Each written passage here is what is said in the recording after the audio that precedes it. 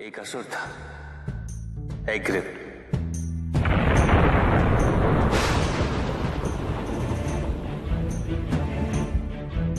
एक दिन वो ब्रह्मलोक गया।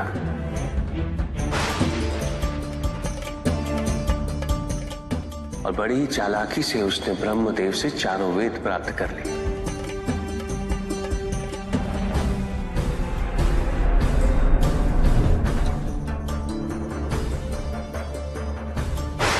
और जाके समुद्र में छुप गया।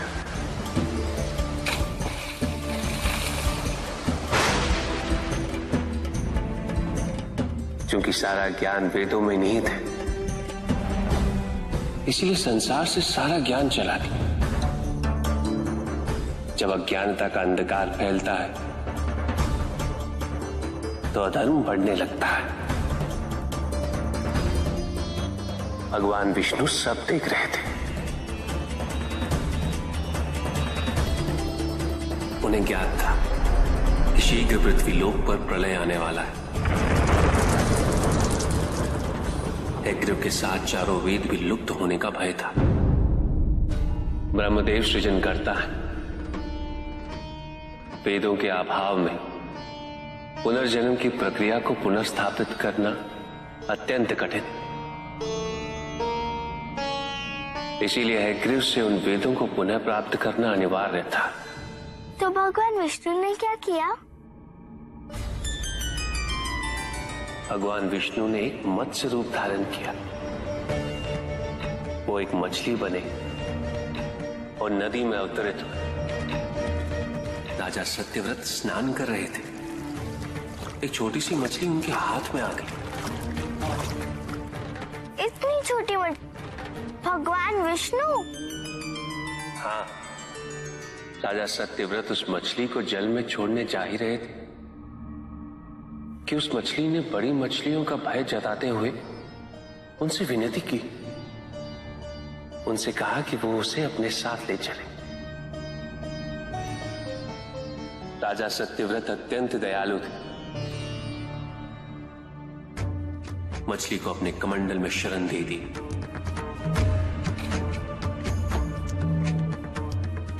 और अपने महल में ले गए।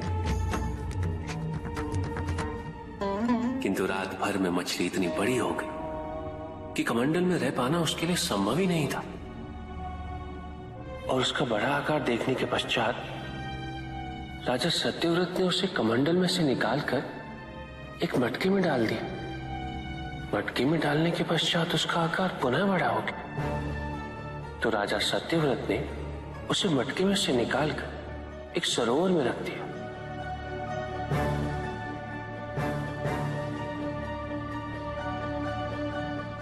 किंतु उस एक ही रात में सरोवर में रखने के पश्चात भी उसका आकार इतना बड़ा हो गया कि उसे नदी में रखना पड़ा। किंतु नदी में रखने के पश्चात भी उसका आकार पुनः बड़ा हो और इतना बड़ा हो गया कि यदि उसे महासागर में नहीं रखा जाता तो उसकी मृत्यु निश्चित थी। राजा सत्यव्रत उसे महासागर की ओर ले गए।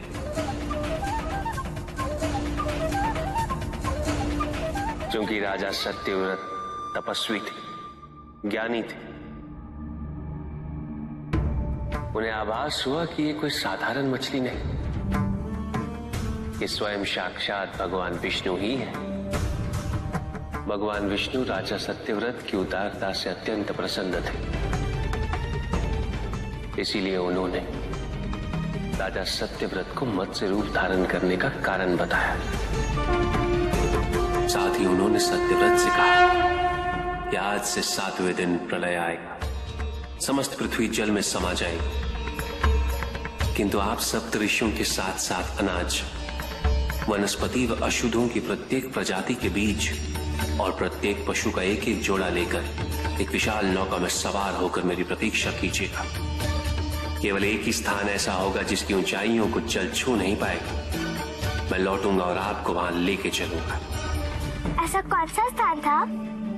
हिमालय पर्वत।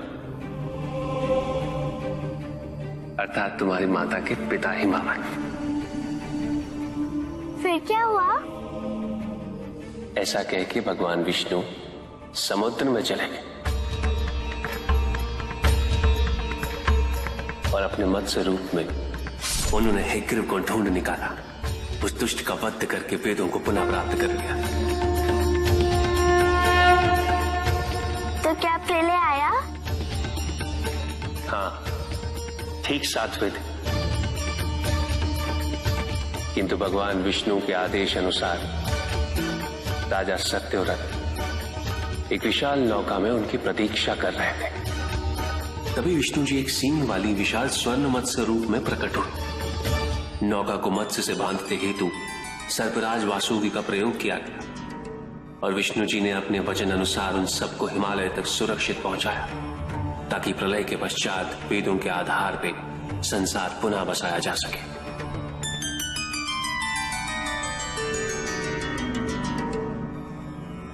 राजा सत्यव्रत मनु कहलाए। मनु अर्थात मानव जाति के प्रणजनक। इसी प्रकार भगवान विष्णु ने न केवल वेदों को पुनः प्राप्त कर लिया, अपितु समस्त संसार का कल्याण भी। अर्थात भगवान हर संकट में अपने भक्तों की सहायता अवश्य करते हैं।